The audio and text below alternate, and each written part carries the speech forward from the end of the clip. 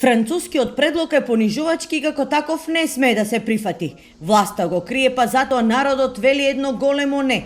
Порачаа граѓаните кои денеска со возила еден час го блокираа регионалниот пат Штип-Велеска и селото Сарамзалино. Освен симпатизери на ВМРО, ДПМН и Левица, својот револт го искажаа и граѓани од источниот и вардарскиот регион, кои самоиницијативно се приклучија на блокадите. Ако може Европа да си го бира полот, дали сака да биде женско или машко, зошто ние да не можеме да кажеме дека сакаме да бидеме македонци и ништо повеќе од тоа, со свој јазик, со своја култура и така натака, и како такви луѓе да влеземе во Европа. Па да не се прифаќа или да се модифицира нешто, како што е неприфатливо.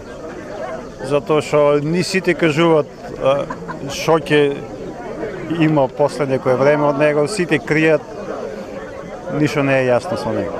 Преговарачката рамка е само обид да се направи директно мешање во внатрешните работи на Македонија, што ќе предизвика менување не само на уставот, туку и на целиот наш идентитет, порача пратеникот и подпредседател на ВМРО ДПМН Владо Мисајловски, посочувајќи дека топката сега сакат да се префрли во парламентот.